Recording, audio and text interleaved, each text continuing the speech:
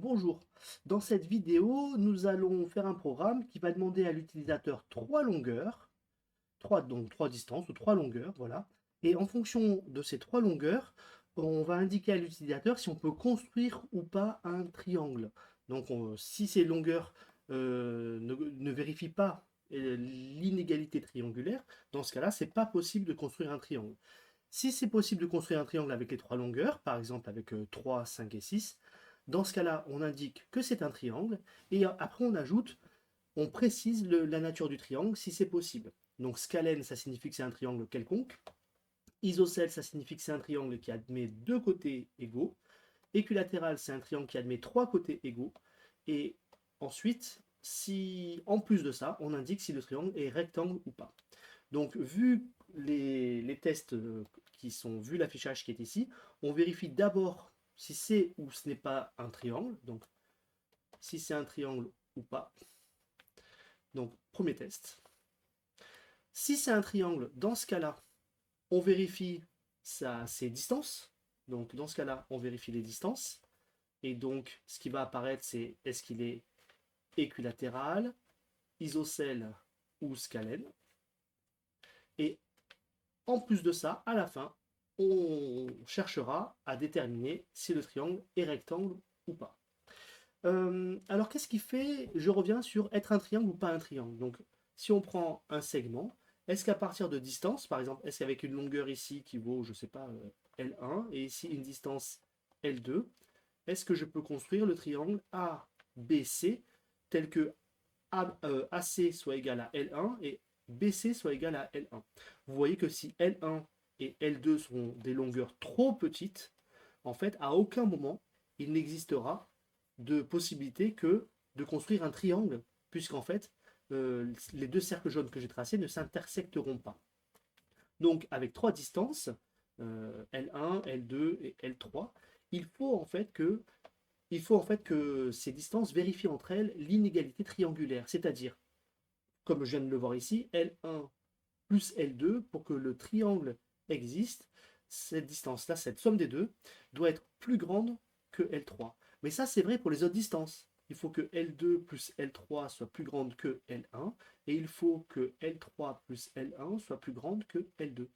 Donc voilà ce qui fait que c'est un triangle qui existe, et voilà ce qui fait qu'on peut construire ou pas un triangle. Ensuite, équilatéral, on est d'accord, L1 égale L2, L2 égale L3, et donc forcément L3 égale L1, d'accord.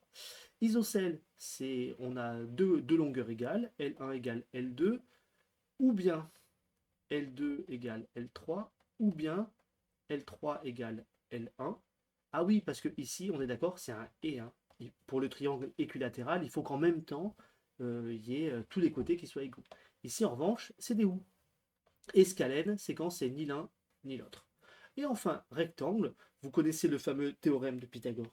Donc dans ce cas-là, il faut que les côtés vérifient le théorème de Pythagore, à savoir L1 au carré plus L2 au carré égale L3 au carré, ou bien L2 au carré plus L3 au carré égale L1 au carré, ou bien L3 au carré plus L1 au carré égale L2 au carré. Voilà. Donc là, on manipule vraiment les opérateurs booléens, les et les ou, et aussi en même temps les opérateurs de comparaison.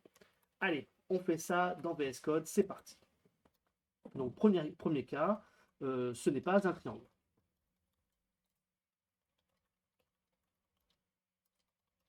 Donc, if l'inégalité triangulaire, dans ce cas-là, on dit, on affiche quoi exactement? On affiche ceci n'est pas un triangle, comme ça. Voilà. Ensuite, sinon, alors, qu'est-ce qu'on va vérifier? D'abord, les longueurs. Alors, à savoir, d'abord, est-ce que c'est un triangle équilatéral? Donc, if, je ne sais pas quoi, dans ce cas-là, print, on va afficher équilatéral. Sinon, si d'autres conditions, on va afficher dans ce cas-là isocèle. Et sinon, le cas alternatif final, on affiche scalène. Voilà. On sort de ces trois branches conditionnelles. Donc, il y en a une seule des trois qui sera affichée. Et en plus, toujours dans la boucle alternative, on va tester si le triangle est rectangle. Et dans ce cas-là, si théorème de Pythagore, on affiche rectangle. Je crois que c'est directement les mots scalène, rectangle, voilà. Et il y aurait une branche alternative en disant ce n'est pas un triangle rectangle, mais on nous demande pas de l'écrire. Donc dans ce cas-là, on est sur ça. Voilà la structure logique du programme. Alors maintenant, on va saisir les longueurs. Alors je propose d'utiliser ABC comme longueur. AC, on demande à l'utilisateur d'entrer la première distance. Ensuite, B, la deuxième distance.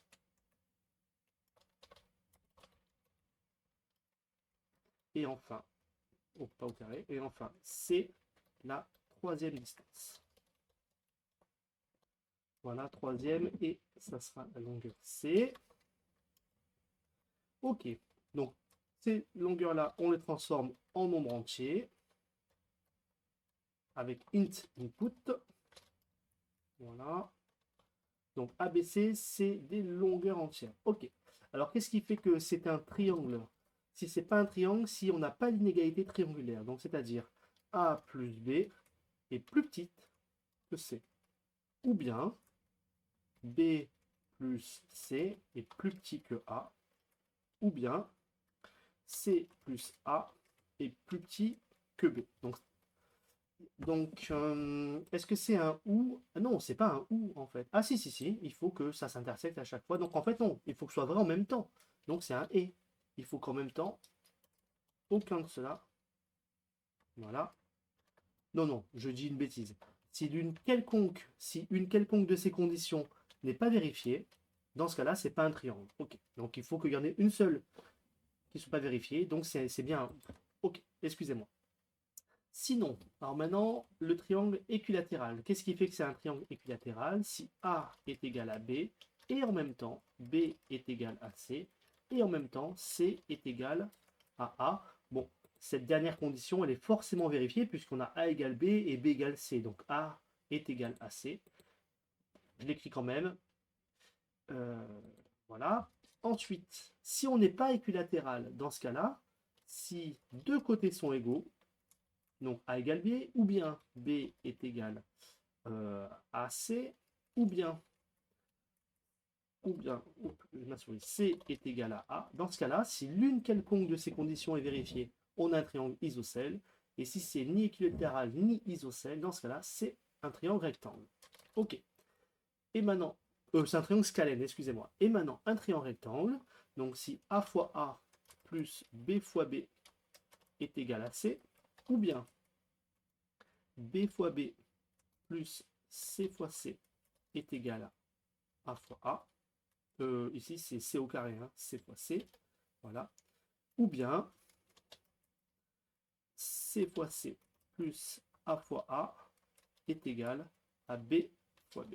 Et dans ce cas-là, on a un triangle rectangle. Alors, on va vérifier, on va exécuter le programme. Voilà. Donc, première des distances, on va faire un triangle, hop, trop petit. Donc, c'est pas possible. Ça, c'est pas un triangle. D'accord. Donc, maintenant, on va faire un triangle équilatéral. Par exemple, 8, 12 et 8. Donc, pardon, un triangle isocèle. Voilà. Ensuite, maintenant, on va faire un triangle équilatéral. 12, 12, 12. Très bien. Maintenant, c'est quoi? Hop. Maintenant, un triangle scalène. Donc 5, 6, 8. Très bien. Et un triangle rectangle. 3, 4, 5. C'est un triangle rectangle. Alors ici, j'ai oublié la phrase de dire ceci est un triangle. Là, on est d'accord? Voilà, il faut écrire ceci est un triangle quand on sait qu'on a un triangle. Donc ici, voilà, je prends cette phrase, je la mets dans l'instruction, dans la boucle alternative, et on écrit ceci est un triangle. Voilà ce qui va donner en sauvegardant. Si je recommence avec mon triangle rectangle, 3, 4, 5. Ceci est un triangle, scalène, rectangle. Très bien. Ok, ben voilà pour notre programme. Bravo.